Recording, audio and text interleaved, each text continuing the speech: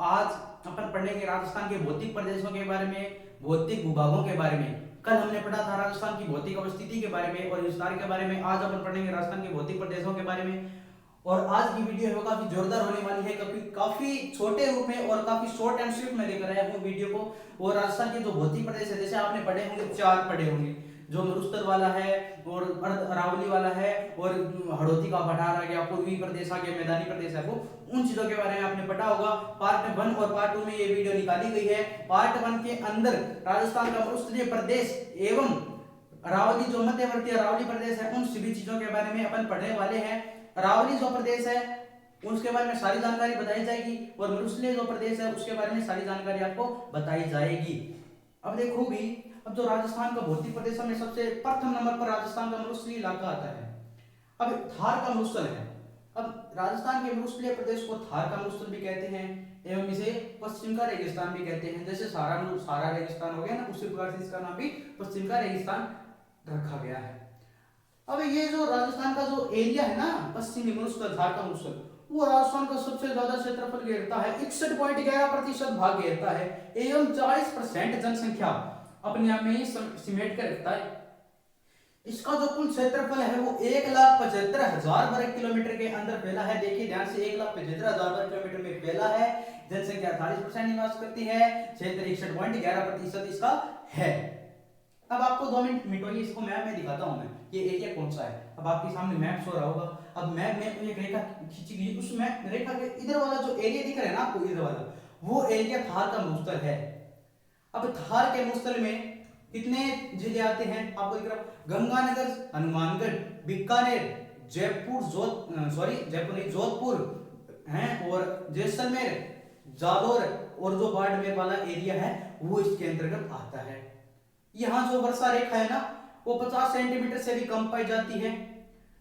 वर्षा रेखा 50 centimetre से कम और 15 से 20 के बीच में पाई जाती है। 15 से 20 जो वर्षा रेखा है वो यहाँ पाई जाती है, ओनली वन, बहुत कम वर्षा होती है हैं। और इसकी जो लंबाई की बात करूं तो उत्तर पश्चिम से लेकर दक्षिण पूर्व तक मरुस्थलीय प्रदेश की लंबाई है ना, वो 640 किलोमीटर यानी कि 640 किलोमीटर है। और इसकी पश्चिम से पूर्व की ओर जो चौड़ाई है वो 300 किलोमीटर है। इसके आंकड़े मेरे पास थे तो मैंने आपको बता दिया है। एवं यहाँ नदियां नहीं बहती हैं। और इन राजस्थान के मरुस्थलीय प्रदेश को भी 2 भागों में बांटा गया है। राजस्थान के 2 मरुस्थलीय भूभाग है ना, एक तो अर्ध रेतीला, एवं पूर्ण रेतीला। अब अपन पढ़ेंगे पूर्ण रेतीले के बारे में। अब जो पूर्ण रेतीला भूभाग है उसके अंतर्गत जैसलमेर, बीकानेर, बाड़मेर, नागौर ये 4 जिले आते हैं और जालौर का कुछ पश्चिमी भूभाग भी आता है। ये कुछ क्षेत्र आते हैं पूर्ण रेतीले भूभाग में। अब यहाँ काफी मिट्टी के काफी बड़े बड़े ऊंचे बालू का स्तूप पाए जाते हैं, जो हवा के कारण एक स्थान से दूसरे स्थान पर जाते रहते हैं। ग्रीष्म काल में यहाँ बहुत ज्यादा गर्मी हो जाती है, लू चलती है। एवं शीत काल में, ध्यान से देखिए दोस्तों, शीत काल में यहाँ पे बहुत ज्यादा कड़ाके की ठंड पड़ती है, तापमान माइनस से भी नीचे जाता है दोस्तों। अब बात करते हैं अर्ध रेतीले की। ये तो कुछ होगी, थोड़ी सी बेसिक जानकारी मैं बता रहा हूँ, लेकिन जो एग्जाम से रिलेटेड होंगे यानी कि कुछ तथ्य फैक्ट्स, वो मैं वीडियो के आखिर में आपको बताने वाला हूँ। वीडियो के आखिर में बताऊंगा कि फैक्ट्स एग्जाम में किस प्रकार से पूछा जाता है कि हमादा किसे कहते हैं, रे किसे कहते हैं, रण किसे कहते हैं, वो चीजें भी आपको मैं बता दूंगा। लेकिन पहले आप कुछ बेसिक सी जानकारी देखिए। अब जो अर्ध रेतीला भूभाग है, अर्ध रेतीले भूभाग के अंतर्गत गंगानगर, हनुमानगढ़, और जो पाली वाला पश्चिमी एरिया है, सिरोही वाला पश्चिम एरिया है, वो जालौर का वो पूर्वी वाला एरिया है, वो सभी क्षेत्र इसके अंतर्गत आते हैं। और ये जो अर्ध रेतीला भूभाग है वो घग्गर के उत्तर पूर्व में जो घग्गर का मैदान है उससे घिरा है। लूनी माही द्वारा जो गार्ज बनाया गया उससे घिरा है, ठीक है, इन क्षेत्रों से। और शेखावाटी अंचल से घिरा हुआ ये भूभाग है। और जो मरुस्थला पूरा प्रदेश है ना, वहाँ पे वर्षा नहीं होती है, जो कृषि है ना वो कृषि पर निर्भर होती है। हालांकि एक जिला है गंगानगर, हनुमानगढ़, जो गंगानगर है ना वो हनुमानगढ़ में आ गया। तो मान लो गंगानगर, अब गंगानगर एक जिले के अंदर सिंचाई होती है बस, मतलब किसान है ना वो सिंचाई से भी अपनी सुचारू फसल उगा सकते हैं। अन्यथा जो क्षेत्र बचा है वो पूर्ण रूप से वर्षा पर निर्भर है। और जो चूरू जिला है वहां पे तो फसल बहुत नाम मात्र की होती है दोस्तों, बहुत ही नाम मात्र की होती है। जैसलमेर में 5% भी एक बार रिकॉर्ड हुआ था वर्षा, 5 सेंटीमीटर वर्षा की रेखा है वो रिकॉर्ड हुई थी एक बार, मेरे को याद नहीं आ रहा, 2012-13 की बात है वो है। ध्यान से देखिए दोस्तों। और अब मैं बताता हूँ कुछ आपको इंपॉर्टेंट फैक्ट्स। देखिए अब जो जैसलमेर है, देखिए जैसलमेर, जालौर, बाड़मेर के अंदर कुछ पथरीले भूभाग है। जैसलमेर के अंदर रुद्रवा वाला क्षेत्र, रामगढ़ वाला क्षेत्र, बाड़मेर के अंदर नाकोड़ा पर्वत, जो जहाँ पे वो जैन जैन जी का मंदिर है, सोमेश्वर ऐसा नाम कुछ है उसका, वो वाला मंदिर हो गया। और जालौर के अंदर कुछ 56 की पहाड़ियां ना, उसके आसपास वाला जो क्षेत्र है, जो मरुस्थल में जो पहाड़ियां हैं, उसे हमादा कहा जाता है। एग्जाम में पूछा जाता है, 1-2 नंबर पर क्वेश्चन आ जाता है कि हमादा किसे कहा जाता है। तो ये उसकी परिभाषा होगी, परिभाषा देख लीजिए, मिटो दीजिए, चलो देख लीजिए। ठीक है, अब बात करते हैं अपन रे किसे कहते हैं। जैसलमेर के अंदर रुद्रवा और रामगढ़ नामक एक स्थान है, जहां पर आधी मिट्टी, बालू मिट्टी और आधा पत्थर नुमाई पथरीला भूभाग है, जिसे रे कहा जाता है। ठीक है, और ये हो गया फैक्ट। रे की परिभाषा देख लीजिए आप।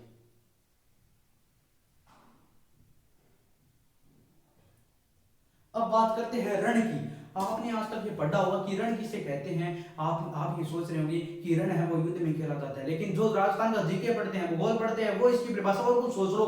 आज से आप रण का मतलब युद्ध से नहीं, रण का मतलब कुछ परिभाषिक शब्दावली से माना जाएगा। जो जैसलमेर, जैसे आपको मैं वो परिभाषा बताता हूँ इसकी, रण की। अब जैसलमेर जैसे क्षेत्र के अंतर्गत, जैसलमेर जैसे क्षेत्र के अंतर्गत 2 टीलों के मध्य एक हवा के कारण, पवन के कारण, किसी भी अन्यथा किसी भी कारण निम्न भूमि बन जाती है, गड्ढानुमा एक भूमि बन जाती है। उस गड्ढानुमा भूमि में वर्षा का जल भरता है। वर्षा का जल भरते ही वहां अस्थायी झील का निर्माण हो जाता है। क्या हो जाता है? अस्थायी झील का निर्माण हो जाता है। अस्थायी झील का निर्माण होने से, अस्थायी झील का निर्माण होने से वो जो भूमि होती है, वो जो झील सी बन जाती है, उसे रण कहा जाता है। क्या? देखो रण की परिभाषा देखो, इस परिभाषा को आप रट लो, कुछ भी कर लो, समझ आ जाए ना, तभी लाइक करना। आज देखो रण देखिए आप, देख लीजिए दोस्तों, बहुत ही अच्छी वीडियो है। हाँ दोस्तों, तो ये थे कुछ फैक्ट्स दोस्तों, जो एग्जाम की दृष्टि से काफी इंपॉर्टेंट है। अब मैं आपको बताने जा रहा हूँ, अब ध्यान से सुनना। अब ये तो था राजस्थान के मरुस्थलों के बारे में, राजस्थान का जो थार का मरुस्थल, उसके बारे में मैंने ये चीज बताया। अब उसके बाद में पढ़ते हैं अपन राजस्थान के अंदर जो मध्यवर्ती अरावली प्रदेश है, अब उसके बारे में अध्ययन करेंगे। राजस्थान के बारे में जो मध्य अरावली प्रदेश है, पहले उसके बाद मतलब अपन भूगोल पढ़ रहे हैं, तो भूगोल की खासियत ये होती है कि भूगोल मैप के बिना कभी नहीं पढ़ा जा सकता। तो आप पहले मैप देखिए। अब थार के मरुस्थल के जो जस्ट इधर है ना, वो बीच में मध्य में रेखा सी है, वो है थार का मरुस्थल, सॉरी थार का मरुस्थल तो इधर है, वो ना वो बीच में रेखा सी दिख रही है आपको, वो मध्यवर्ती अरावली प्रदेश है। और ये अरावली प्रदेश, अब इसके बारे में अपन कई देर बात करेंगे। राजस्थान के अंतर्गत जो अरावली प्रदेश है, जो पर्वतीय भाग है, जो अरावली प्रदेश है ना, वो सिरोही के माउंट आबू से शुरू होते हुए झुंझुनू के खेतड़ी तक जाता है, और आगे राजस्थान को पार करते हुए दिल्ली तक इसकी कुछ पहाड़ियां हैं अरावली प्रदेश की। अरावली प्रदेश राजस्थान को 2 भागों में बांटती है भाई। तो जो पश्चिमी भाग है ना, वहां पे बारिश कम होने के कारण अरावली प्रदेश ही है। ठीक है, और इसके जो दाएं वाला भाग है ना, वो पूर्वी प्रदेश, वहां पे जो अत्यधिक वर्षा होती है, वो इसी के कारण होती है। क्यों? क्योंकि ये ना वर्षा के बादलों को रोक लेता है। ठीक है, और इसकी जो दूरी है ना, वो सिरोही से लेकर झुंझुनू तक वो 550 किलोमीटर है।